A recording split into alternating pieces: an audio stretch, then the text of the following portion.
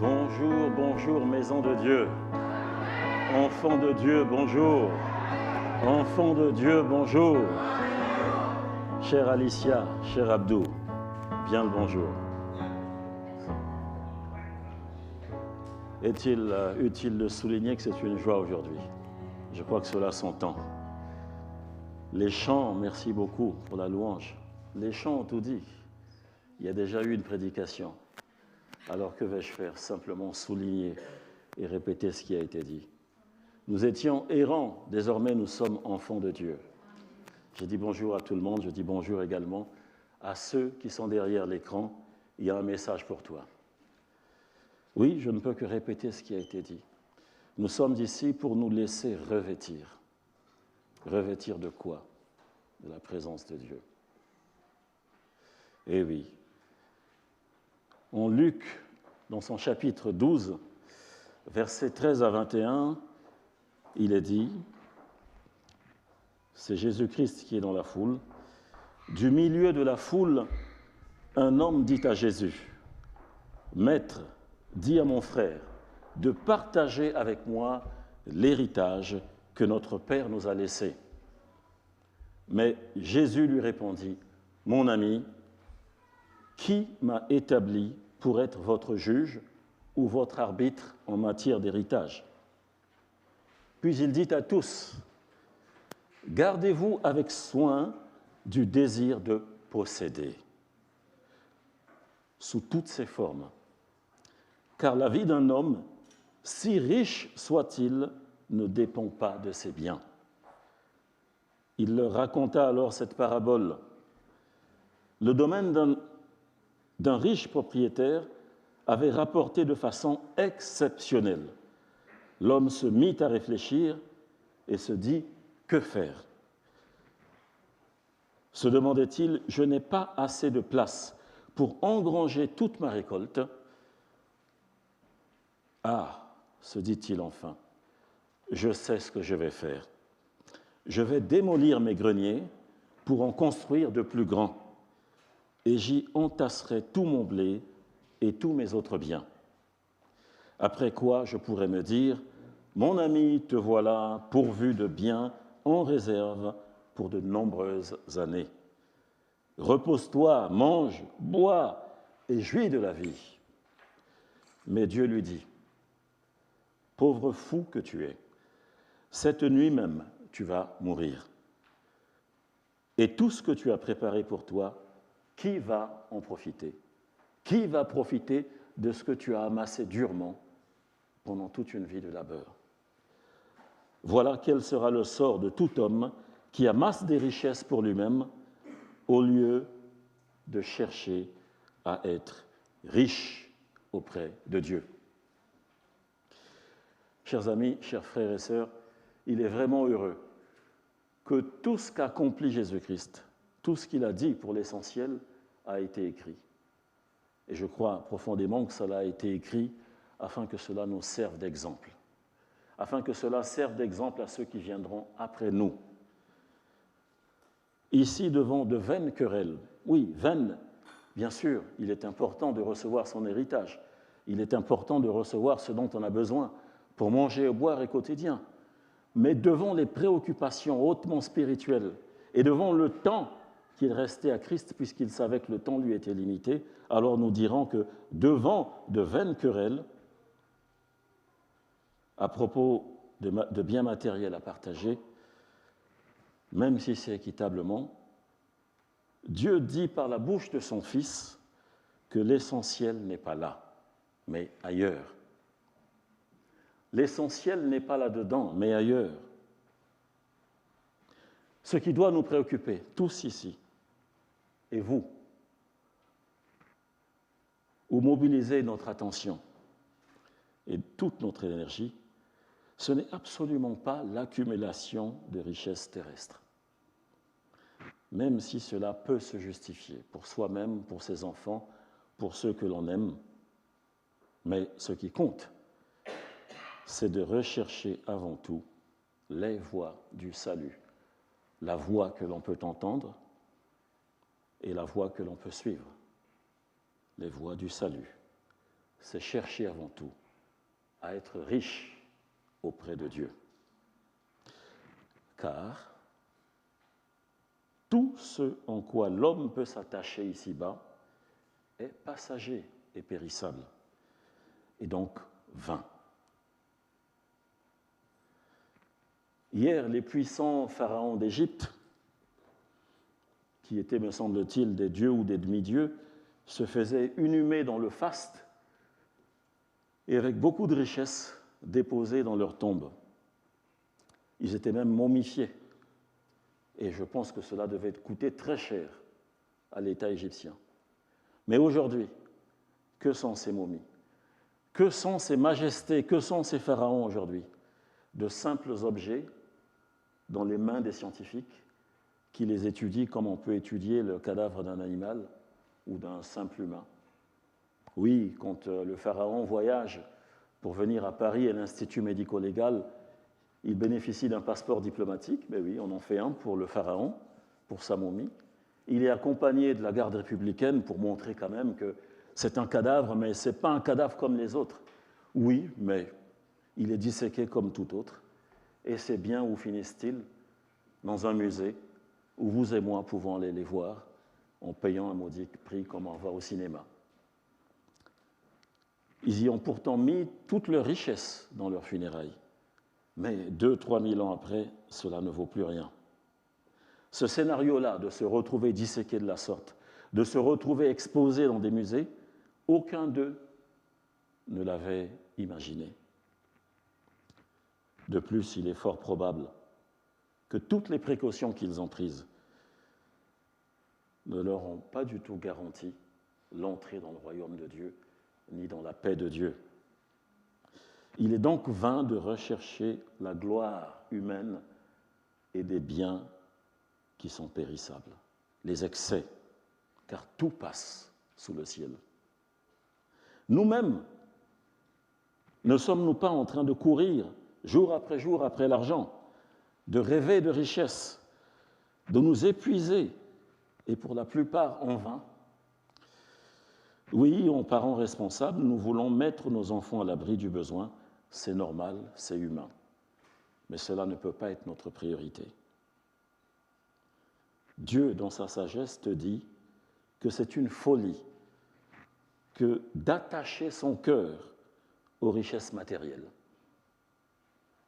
C'est une folie de croire que ces richesses peuvent constituer une assurance, un abri sûr.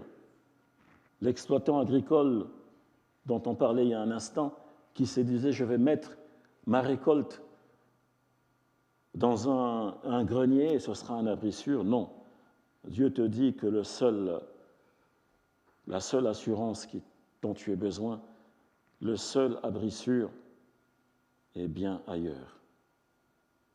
Luc 15, versets 16 à 20. Ça parle du jeune homme prodigue qui a pris son héritage avant même que son père soit décédé et qui est allé le dépenser dans toutes sortes d'excès. Et une fois parti, il se trouve misérable, vous connaissez l'histoire, et il a faim. Il était pourtant riche, mais en peu de temps, il s'est appauvri, au point de jalouser ce que mangent des porcs. Il est écrit « Le jeune homme aurait bien voulu apaiser sa faim avec les caroubes que mangeaient les bêtes, mais personne ne lui en donnait. » Alors, il se mit à réfléchir sur lui-même et se dit « Tous les ouvriers de mon père peuvent manger autant qu'ils veulent, alors que moi je suis ici à mourir de faim. Je vais me mettre en route. J'irai trouver mon père et je lui dirai « Mon père, j'ai péché contre Dieu et contre toi. Je ne mérite plus d'être considéré comme ton fils. Accepte-moi comme l'un de tes ouvriers. » Il se mit donc en route pour se rendre chez son père. Vous connaissez l'histoire? Lorsqu'il approchait tout simplement de la maison de son père n'a pas attendu qu'il vienne. Il n'a pas attendu que son fils vienne pour lui faire procès. Il n'a pas attendu que son fils vienne pour le punir. Non, il s'est précipité vers le Fils qui était à l'horizon et qui l'apercevait. La véritable richesse qui ne peut nous être arrachée, même par le diable, c'est notre filiation. Et nous, notre filiation royale. C'est de nous souvenir que nous sommes, malgré la boue de l'iniquité et du péché sur nous, nous sommes les enfants du roi des rois, des princes et des princesses dans sa maison. Le jeune homme prodigue s'est souvenu qu'il avait un père.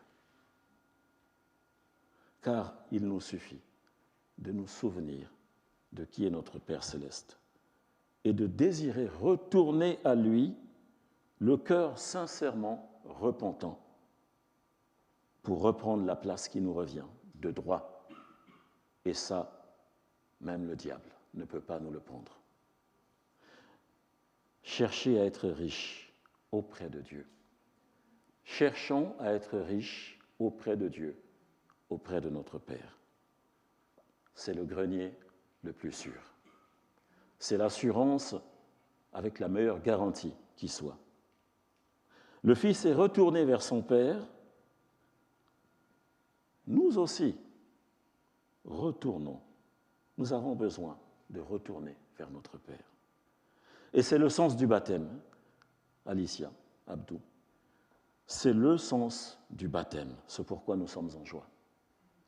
Marc 16, verset 16 nous dit « Celui qui croira et sera baptisé sera sauvé. Celui qui croira et sera baptisé sera sauvé. Car aucun de nous, par ses propres forces, par sa propre sagesse, son propre savoir, ses propres œuvres, aucun ne peut s'ouvrir, ni ouvrir pour ceux qui l'aiment, les portes du royaume de Dieu. Aucun. Mais Jésus nous dit, je suis le chemin. Lui seul est la porte. Nicodème, pourtant prêtre érudit et rigoureux, qui croyait comme ses pairs bien faire en accusant Christ de sorcellerie et de blasphème, savait au fond de lui-même qu'il n'avait pas la réponse à la seule question qui compte. Comment faire pour entrer dans le royaume de Dieu? C'est pourquoi, après avoir, à la lumière du jour et devant les hommes, accusé Jésus, profite de la discrétion de la nuit pour aller consulter ce même Jésus qu'il va appeler Maître. Nous savons que tu es un homme oint venu de Dieu.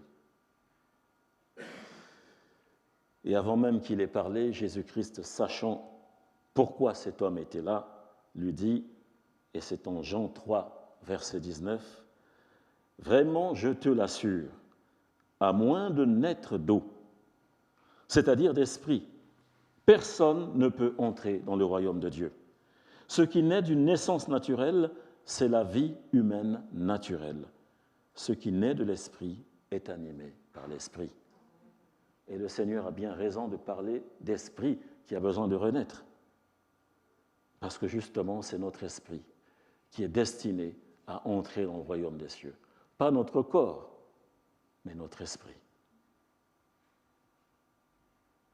Si le Seigneur le dit, alors cela est vrai. Si le Seigneur le dit, alors on peut avoir confiance. Nous pouvons, avec confiance, les yeux fermés, faire confiance à Jésus-Christ. Car le psaume 119, verset 9 nous dit par exemple, « Comment le jeune homme ou la jeune fille rendra-t-il pur son sentier en se conformant à la parole ?» Verset 14, « Mon refuge et mon bouclier, c'est toi, j'espère en ta promesse. » Verset 105, « Ta parole est une lampe à mes pieds et une lumière sur mon chantier, mon sentier. » Psaume 33, verset 4, « Car la parole de l'Éternel est droite et toute son œuvre s'accomplit avec fidélité. » Ésaïe 55, verset 11 disait déjà Il en va de même pour ma parole, celle qui sort de ma bouche. Elle ne revient pas à moi sans effet, sans avoir fait ce que je désire et rempli la mission que je lui ai confiée. C'était la parole du Seigneur par l'écriture d'Ésaïe.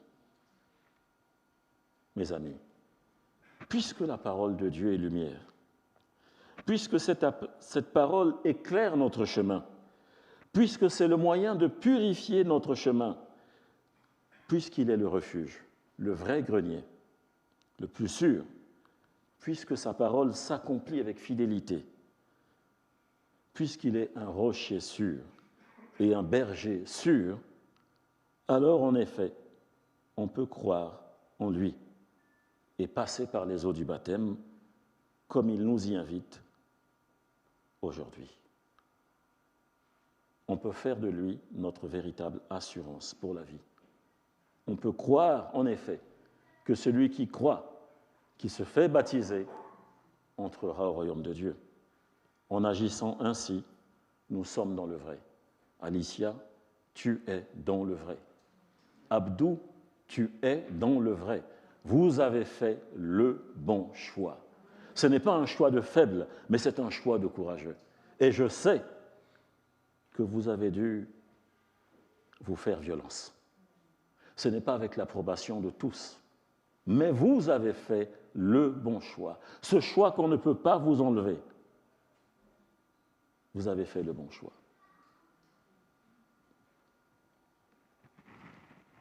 Marc 16, en verset 16, nous dit « Celui qui croira et sera baptisé sera sauvé. » Seigneur, merci pour cette grâce, qui est la seule richesse sous le soleil.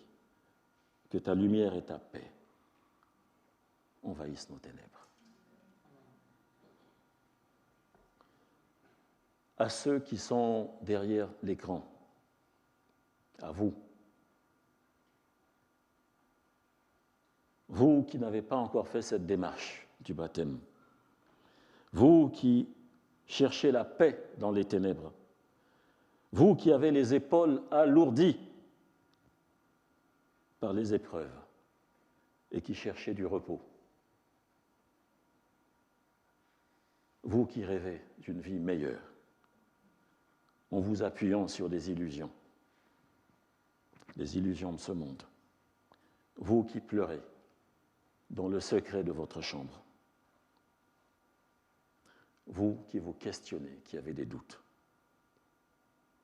Je dis comme Éphésiens 5 au verset 14, « Réveille-toi, toi qui dors. Relève-toi d'entre les morts, et Christ t'éclairera.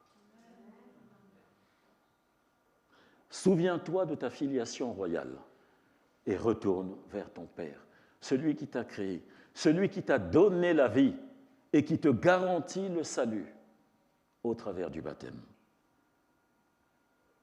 Celui qui a hâte de te voir revenir à lui pour te faire du bien, pour t'accorder une place dans sa maison. Pour finir, je veux dire, laisse le Seigneur te faire du bien. Laisse ton Père effacer tes péchés dans l'eau du baptême. Laisse-le sceller une alliance nouvelle pour la vie avec toi. Une alliance qui ne peut pas être brisée.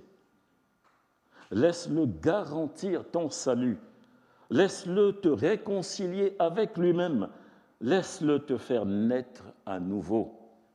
Laisse-le raviver ton esprit qui est mort.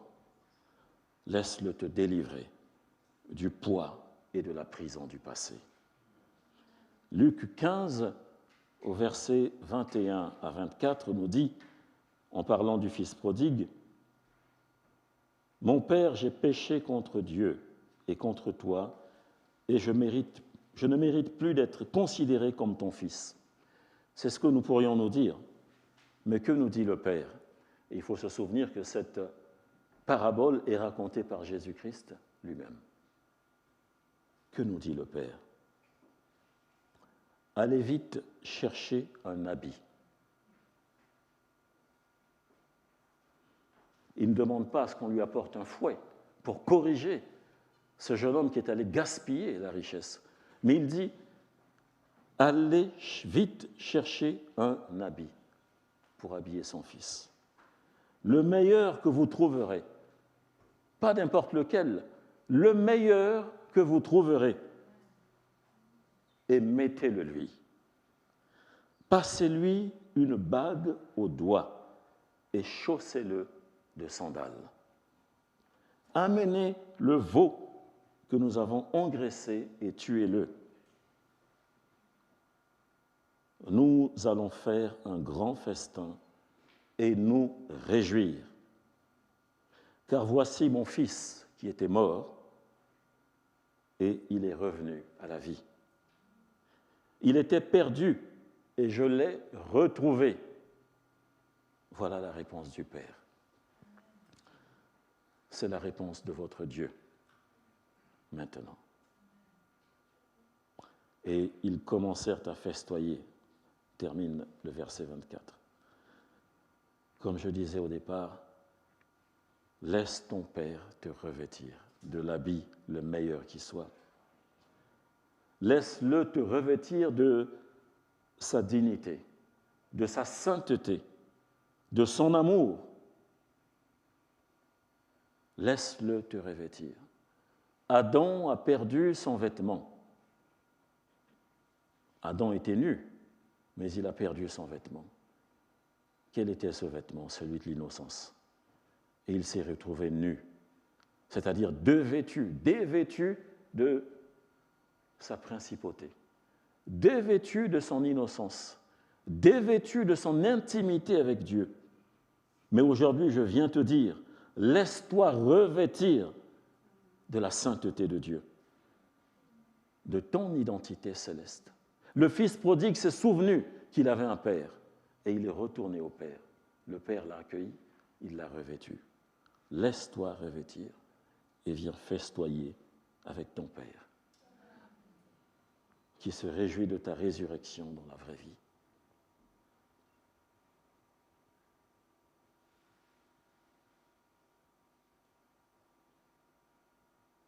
Ce vêtement n'est pas physique, il est spirituel. Et ce que nous allons accomplir dans un instant est spirituel et pour la vie. Soyez bénis.